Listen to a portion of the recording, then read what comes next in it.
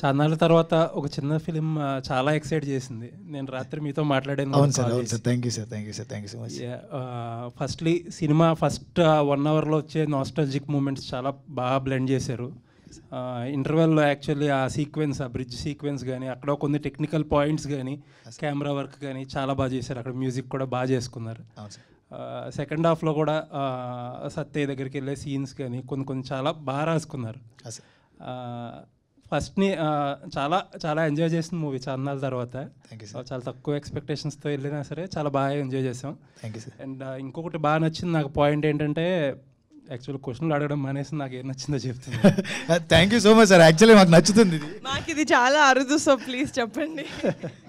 So అంటే casteism గురించి, reservations గురించి చాలా సెన్సిటివ్ పాయింట్స్. అండ్ ఏంటంటే చాలా యూజ్ చేసుకోవాలనుకుంటే చాలా యూజ్ చేసుకోగలిగిన పాయింట్స్. నాకు బాగా నచ్చింది ఏంటంటే ఎంతవరకు యూజ్ చేసుకోవాలో అంతవరకే యూజ్ చేసుకున్నారు. ఇప్పుడు హ్యావ్ ఈజీలీ మేడ్ దట్ ఒక కాంట్రవర్షియల్ ఫిల్మ్ లాగా ఒక రిజర్వేషన్స్ పాయింట్ని ఇంకొంచెం ఎక్కువ స్ట్రెస్ చేసి దాంట్లో డిబేట్స్ జనరేట్ చేయొచ్చు, లేకపోతే ఒక కాన్ఫ్లిక్ట్స్ జనరేట్ చేయొచ్చు. బట్ ఏంటంటే చాలా తక్కువ ఎక్కడ ఆ కాన్ఫ్లిక్ట్ క్రియేట్ చేయడానికి యూజ్ చేసుకున్నారు, బట్ ఎక్స్ప్లాయిట్ చేయలే. అది బాగా నచ్చింది. Thank you sir. And Niharika గారు ఇందాక అన్నట్టు ఏంటంటే చాలామంది సెకండ్ హాఫ్ గురించి చెప్తున్నారు. సెకండ్ హాఫ్ మోస్ట్లీ నాకు చాలా వరకు నచ్చింది. చాలామందితో పాటు నా ఒపీనియన్ ఏంటంటే ఆ పాలిటిక్స్ బ్లాక్ ఉంది కదా, ఆ బ్లాక్ కాకుండా ఈ జాతర ఎక్కడైతే సత్యని కన్విన్స్ చేయడం, ఆ జాతర చేయడం అక్కడతో ఎండ్ చేసి ఉంటే సినిమా ఇంకా బాగుండేది, అంటే ఇంకా బెటర్ హై అయ్యేది అని అనిపించింది. దాని గురించి ఏం చెప్తారు?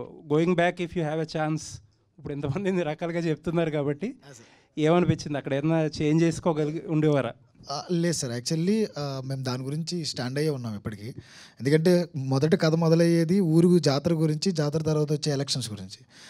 మనం జాతర పూర్తి చేయకుండా ఎలక్షన్స్కి వెళ్ళలేమని ముందు నుంచి చెప్తూనే వచ్చాం సినిమాలో.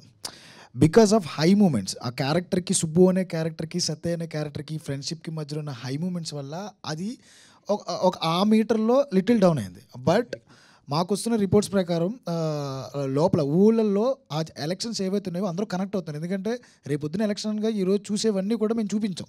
సెటరికల్గా చూపించినా, నవ్వి చూపించినా, ఏం చూపించినా కానీ అరే మేము చూస్తున్న కదా, ఇది మా కథ అన్నట్టు ఫీల్ అవుతున్నారు అందరూ. సో ఎక్కడ కూడా దానికి రిగ్రెట్ ఏం ఫీల్ అవ్వట్లేదు సార్. ఇంకోటి ఈ రిజర్వేషన్ గురించో దీని గురించో మేడం క్లియర్గా చెప్పారు. అది మా పాయింట్ కదా. ఇంకొకటి డిబేట్స్ పెట్టాలన్న ఆలోచనలు లేవు. జెన్యున్గా ఒక సినిమా చేద్దాం, ఆ కాంట్రవర్సీ ద్వారా మనం జనాల్లోకి వెళ్దాము, దీని గురించి మాట్లాడేసుకుంటా జనాలు మన దగ్గర గురించి మాట్లాడేసుకుంటారు. అసలు అంటే అలాంటి ఫస్ట్ థింగ్ అలాంటిది నేరుగా గారి మాకంటే చీప్ థాట్స్లో అనిపించినాయి. ఎప్పుడు మనం కుర్రోళ్ళని పెట్టుకుని ఆనందంగా అందంగా మనం ఎలా సినిమా తీసామో అలాగే వెళ్దాం అనుకున్నాం. సో అక్కడ మాకు ఎప్పుడు క్వశ్చన్ కూడా రేజ్ అవ్వలేదు. And people receiving it very positively. Sir లేదండి, అంటే ఏంటంటే ఆ హై వచ్చాక మీరు అన్నట్టు ఏంటంటే కొద్దిగా టెంపో లూజ్ అయింది. అదర్వైజ్ మీరు స్క్రీన్ ప్లేలో వేరేగా చేస్తుంటే కూడా మేబీ ప్రాబ్లీ వర్క్ అయ్యింది.